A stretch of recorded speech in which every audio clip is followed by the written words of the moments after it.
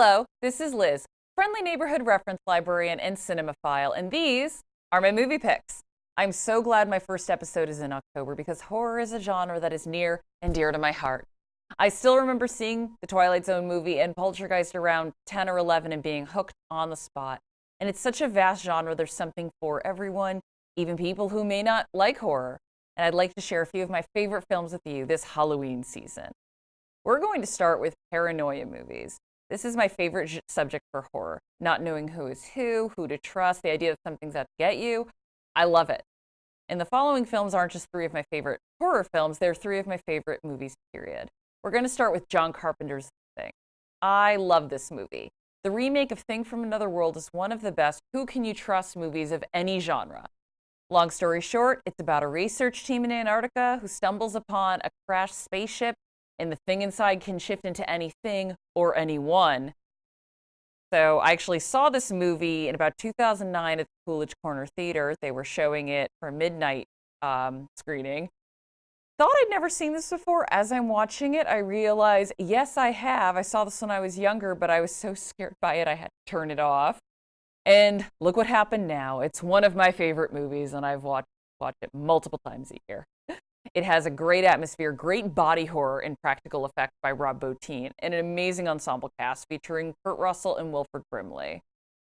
So we're going to continue this, though, with Invasion of the Body Snatchers, this little theme of shifting creatures from another world. This is the 1978 remake of Invasion of the Body Snatchers. Oh, hey, two excellent remakes in a row. Sometimes they do work. In this movie, satirizes some of the social climate of the 1970s while boasting fantastic performances from Donald Sutherland, Leonard Nimoy, Brooke Adams, and underrated scream queen Veronica Cartwright. The plot effects are chillingly realistic and kind of gross, and they hold up well even in 2018. It also boasts one of the most shocking endings of all time, almost as shocking as the ending of our next film, Rosemary's Baby. Most people know this movie. Mia Farrow plays a young woman whose pregnancy may not be normal or of this earth. It's unfortunately directed by known abuser Roman Polanski, which is why I will encourage people to just get this from a library instead of buying it. That aside, the film is a great depiction of what it's like to be completely alone and isolated. You are right there with Rosemary. You're getting more and more suspicious and worried. And honestly, even without the supernatural angle, the very idea that someone is being deceived by their spouse and their friends and no one believes them is a real-life horror that will stay with you long after the ending. So we're going to take a little trip to a renowned horror capital, Italy. So when we think of Italian films, we think of classy features like 8½, and La Ventura. But Italy is home to some of the most violent, bloody, and off-the-wall horror films ever made. That actress actually put sheep intestines in her mouth and spat them out for that shot. I hope she got paid well. So from around the early 70s to the end of the 80s, Italy was making horror movies so shocking they made grindhouse and exploitation films made in America look tame by comparison. In fact, I cannot in good conscience recommend many titles to an unsuspecting audience. Come see me in person if you want that.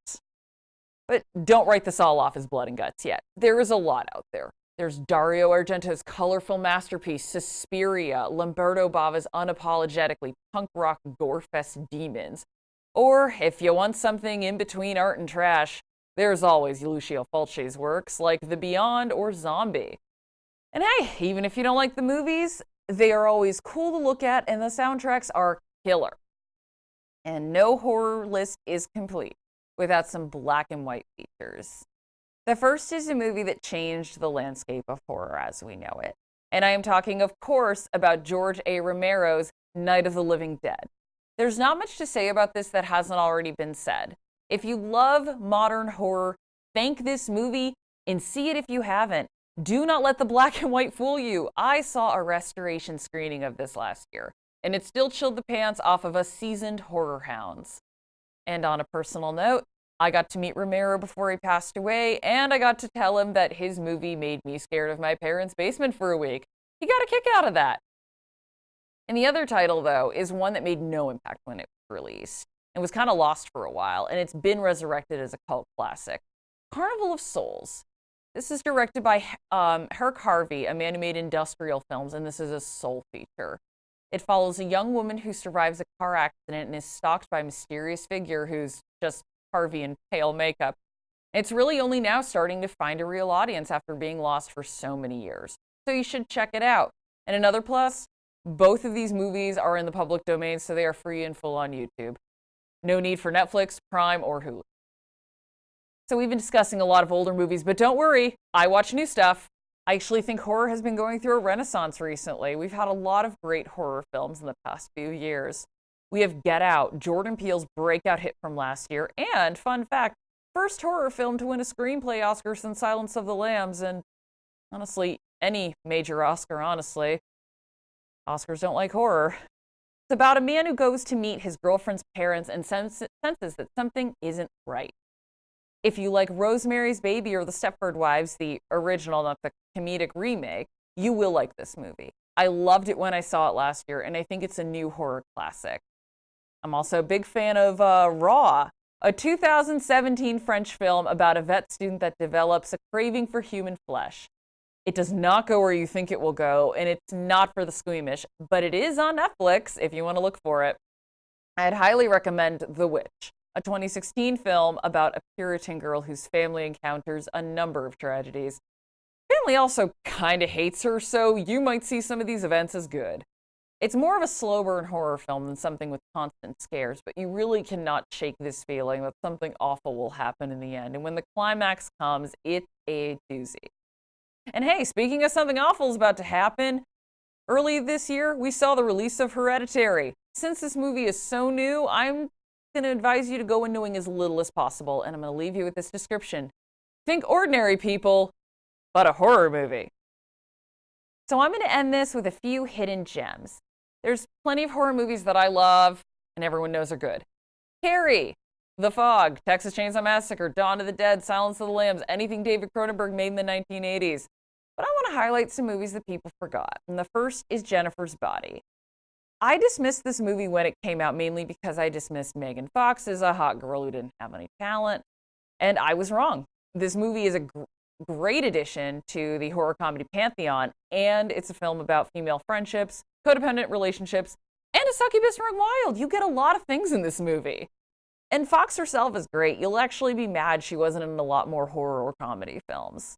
And if you have seen this and like it, check out director Karen Kusama's horror suspense movie, The Invitation, which is available on Netflix. The next movie had a brief theatrical run and has been under the radar ever since. Ty West's debut film, House of the Devil. This is a throwback movie meant not only to take place in the 80s, but to look like it was made in the 1980s itself. The plot's pretty basic. Young babysitter has a bad night, but the execution is great. I love recommending this one to people. If you like Stranger Things, this might be up your alley. Speaking of the 80s, you know what movie is great? The 1980 ghost story, The Changeling, with George C. Scott, of all people. You should really go watch that because it deserves to be rediscovered as well. The last movie, I feel a little bit bad about recommending. The DVD is out of print, and as far as I know, it's not streaming anywhere. But I consider Uzumaki to be a great example of a Japanese horror film. What's it about? A town gets taken over by spirals, the shape. But somehow, it still works. It's weird, the visuals are cool, and there are some moments in here that blur the line between horror and humor.